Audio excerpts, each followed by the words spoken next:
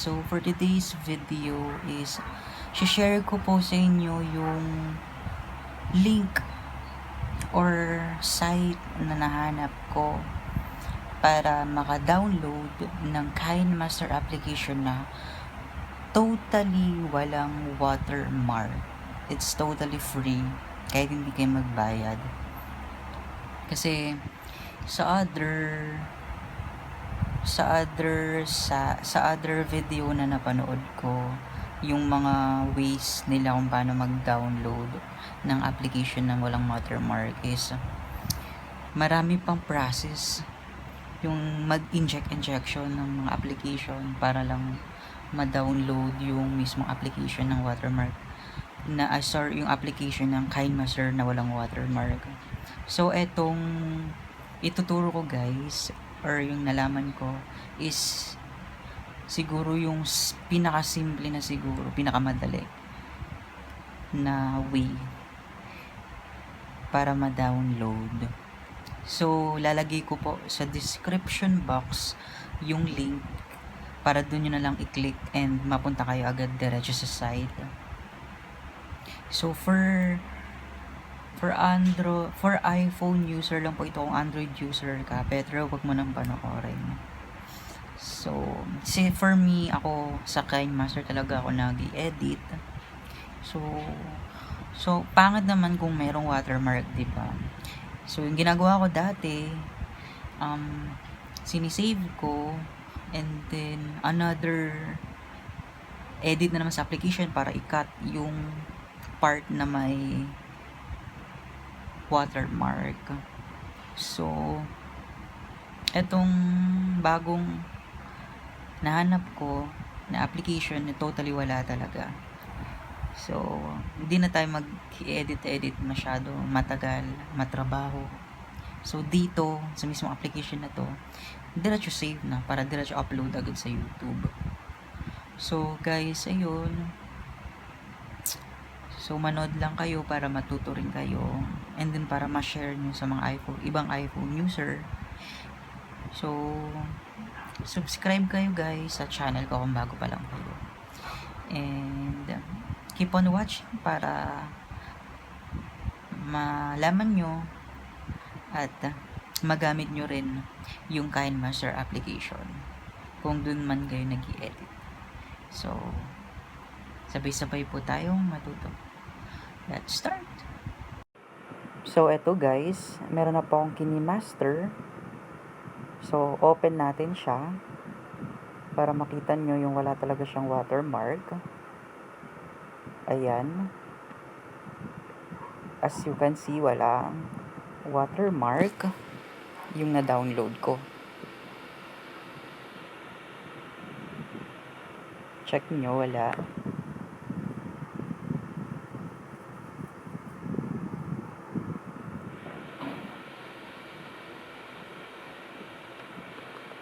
So next ko is i-uninstall ko muna para ma-download ko ulit.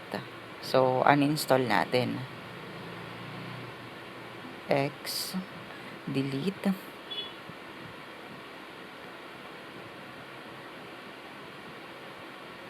And then the next step, punta kayo sa Safari. And then ayun, yung sa description ko ilalagay yung link ha. Yung tweakdoor.com/store. Yan, dyan kayo pumunta. tweakdoor.com/store. And then, hintayin nyo lang. Medyo mabagal yung wifi namin, sorry.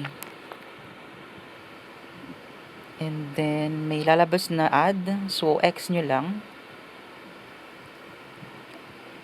No need to install that. X nyo lang. And then, baba kayo.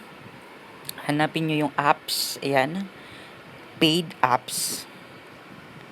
Apps and then paid apps. Click nyo. And then, eto na. Hanapin nyo na lang yung Kinemaster. Yan, Kinemaster++. Click nyo.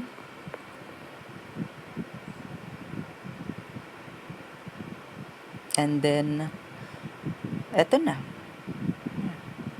Get nyo para magsimula na siyang mag-download. So, hintayin natin. Medyo mabagal siya. Tiyaga lang guys. Ayan, lalabas na yung would like to install. Install nyo lang.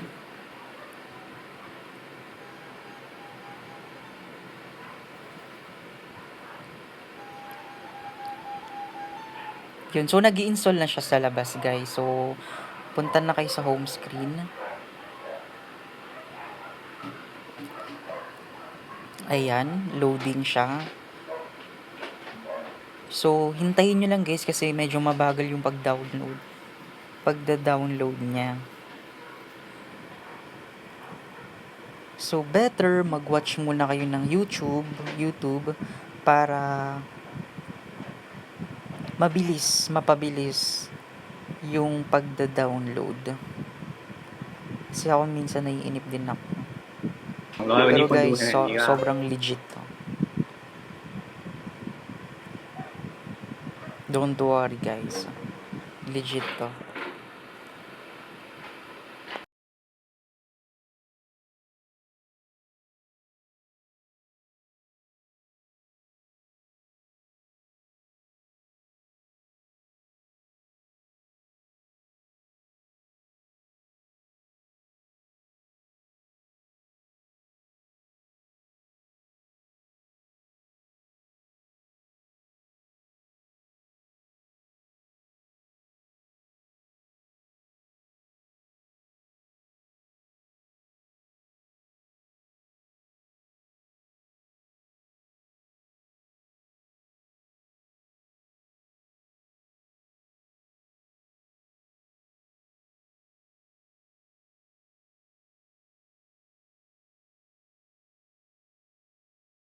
So, ayan, pag na-install na, click nyo lang. So, pabaliktad ko na yung screen. Ayan, para mas maklaro, malinaw.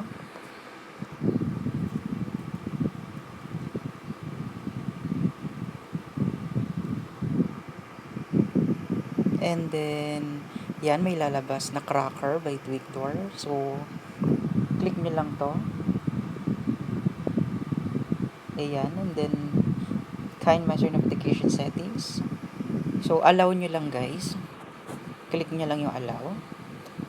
And then, Kinemaster would like to send notification. Allow nyo lang din. And then, ito na. Easy lang, diba? So, try tayo.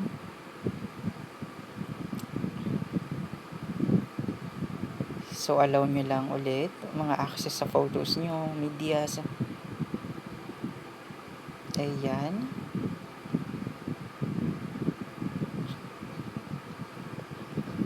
Try tayo ng mga background. Ayan guys, wala siyang watermark. Wala na siyang watermark.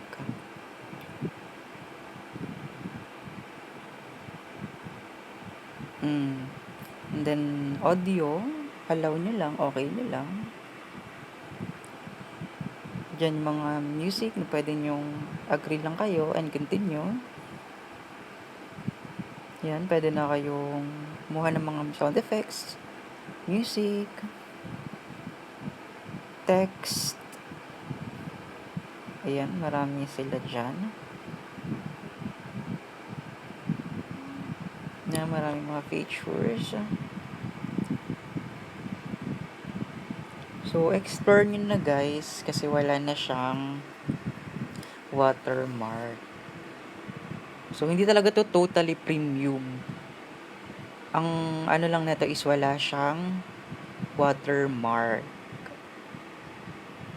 So, iba pa rin yung naka-premium kasi may marami pa kayong ma-explore sa Kinemaster Asset Store. Pero at least, 'di ba, wala na siyang watermark. So, hindi na kayo